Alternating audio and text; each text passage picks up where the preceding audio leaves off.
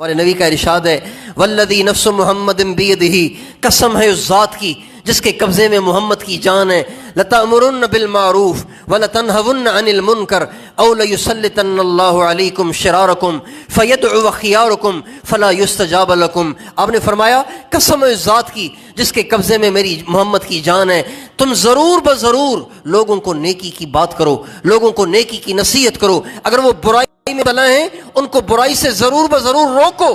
اگر تم یہ نہیں کرو گے اللہ پاک تمہارے بدترین لوگ تم پہ مسلط کر دے گا، پھر تمہارے نیک دعائیں کریں گے لیکن ان کی دعائیں قبول نہیں ہوں گی۔ آج اگر ہم اپنے زمانے میں غور کرتے ہیں ایسے لگ رہا ہے جیسے ہمارے نبی کا یہ ارشاد آج ہی کے زمانے کے لیے وارد ہوا تھا۔ بدترین لوگ مسلط ہیں، گھروں میں، دفتروں میں، دکانوں میں، بازاروں میں، عدالتوں میں، کچہریوں میں، ہر جگہ بدترین لوگ مسلط ہوئے الا ماشاءاللہ۔ مریض ڈاکٹر کو دکھانے جاتا ہے تو آگے ڈاکٹر بھیڑیا بنا ہوا ہے۔ مظلوم جج سے اپنا حق لینے جاتا ہے، انصاف لینے جاتا ہے، عدل لینے جاتا ہے، الٹا اسی کے گلے میں پھندا جاتا ہے۔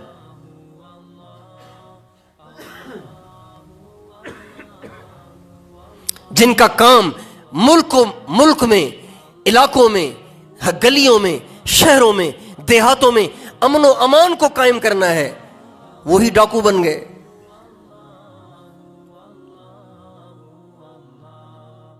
وہی چور بن گئے۔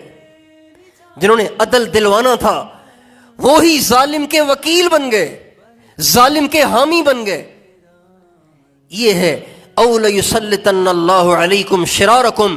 آپ دکان پہ جائیں، دکاندار آپ کو 1 نمبر چیز نہیں دے گا، 2 نمبر چیز دے گا الا ماشاءاللہ۔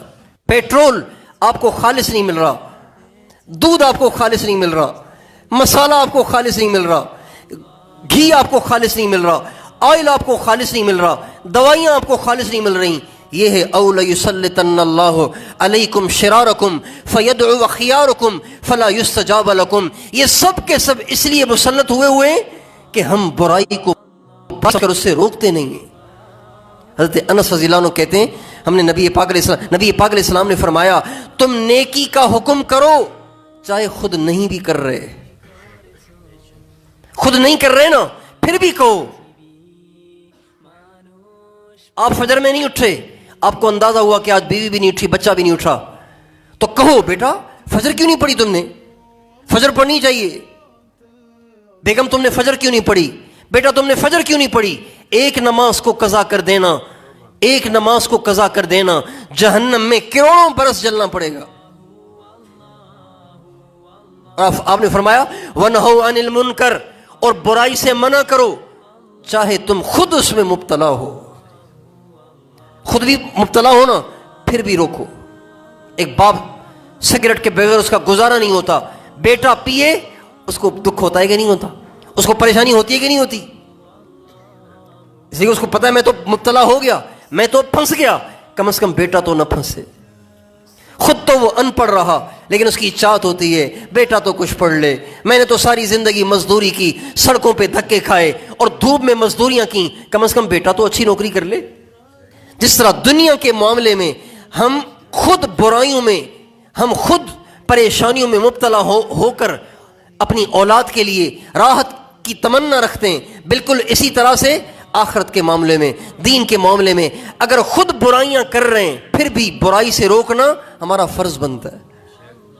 اور یہ جو برائی سے روکنا اور اچھائی کی دعوت دینا، یہ جو عمل ہے نا، یہ عمل یہ اتنا عجیب و غریب عمل ہے کہ اگر کوئی ایک شخص ہے پورے شہر میں کوئی نہیں ہے، سارے برائیاں کر رہے ہیں، کوئی نماز نہیں پڑھ رہا، کوئی اللہ کو راضی نہیں کر رہا، سارے سود پہ کاروبار کر رہے ہیں، سارے رشوت کھا رہے ہیں، دے رہے ہیں، لے رہے ہیں، لیکن ایک پورے شہر میں ایک شخص ہے جو سب کو یہ کہتا پھرتا ہے او بھائی ایسے نہ کرو غلط ہے، او بھائی ایسے نہ کرو غلط ہے، مسجد میں آ کے اذان دیتا ہے، لوگوں کو منت کرتا ہے بھائی نماز کے لیے آؤ، یہ مسجد ہم لوگوں نے نماز کے لیے بنائی ہے، اللہ کے گھر کو آباد کرو تمہارے گھر آباد ہو جائیں گے۔